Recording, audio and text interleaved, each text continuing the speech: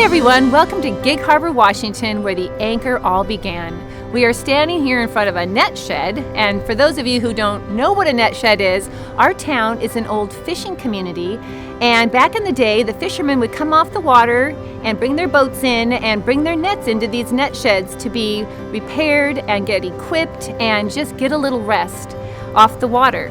So we thought, what a great analogy for the anchor where it first began is this place where women of all ages can come to gather and be together and be restored and be encouraged. So this month we are going to share an anchor moment with you. And an anchor moment is a time in your life when your faith has really been grounded and you've seen God at work for real. And we are thrilled that we are going to be able to share with you stories from women of all kinds of backgrounds and all ages, and our hope and prayer is that you would be encouraged.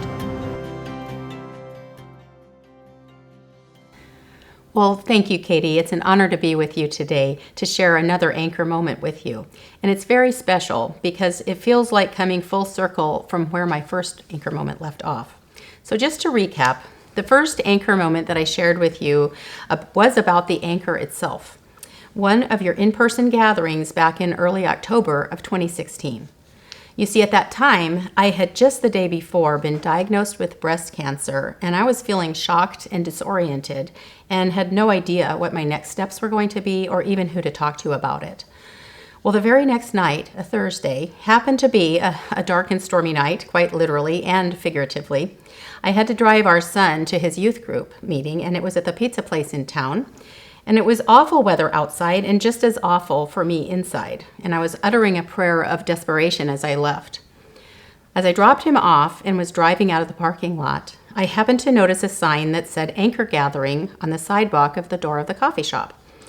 I was surprised by this because I had actually attended an Anchor Gathering once or twice before in the previous year or two, but then they had stopped meeting for the summer. And I kind of forgot about it, though I remembered it fondly and sometimes wondered what had happened to it and if they were ever going to be meeting again or where.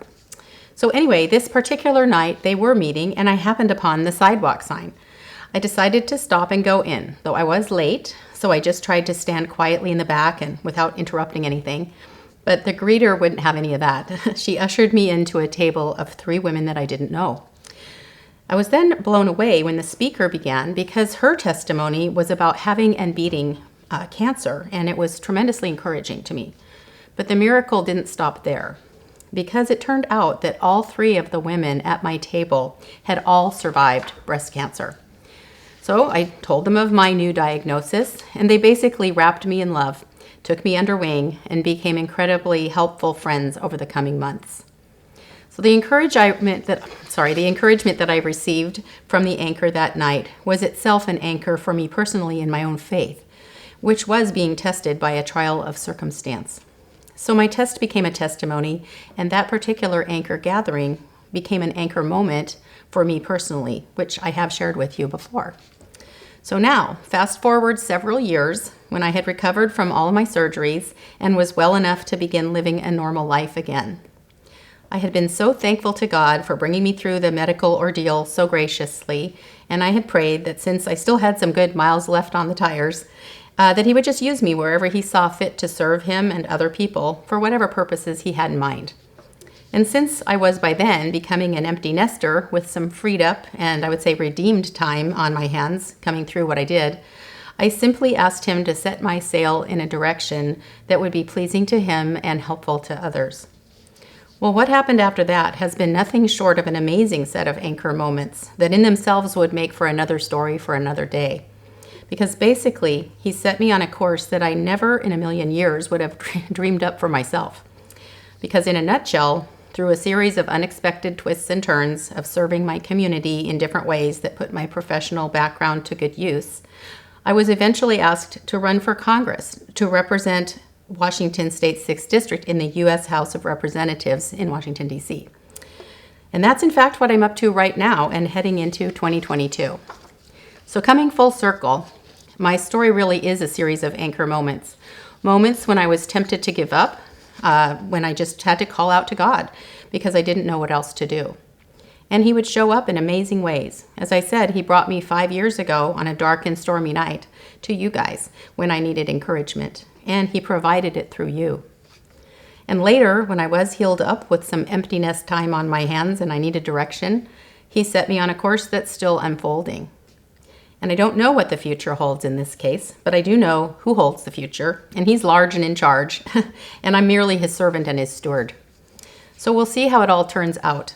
The Bible says in Daniel 2:21 that God controls the times and the seasons, and he is the one who removes leaders and sets leaders in place. So I'm just responsible to do my best, to do everything as unto the Lord, as it says in Colossians 3:23. The rest is up to him. And coming back to my cancer journey for just a moment, one thing I learned in a very literal way while I was recovering from surgery and I was in a lot of pain was to simply reach up for God's hand when I couldn't do anything else. Isaiah 41:10 says, "Do not fear, for I am with you. Do not be discouraged, for I am your God. I will strengthen you and help you. I will uphold you with my righteous right hand." So my anchor throughout the various tough times of my own journey has been to just cry out to Jesus for help, guidance, and direction and provision. And he's shown me over and over again that when I lean into him, when I trust him completely to come through these trials with and for me, then it's just been amazing to sit back and see his trustworthy and sturdy grace unfolding in my life. As it says in Hebrews 6:19, the anchor's own theme verse, we have this hope as an anchor for the soul, firm and secure. So I encourage everyone watching to take hold of Jesus as your own soul's anchor, firm and secure. You never know where he'll take you, but he'll never let you down.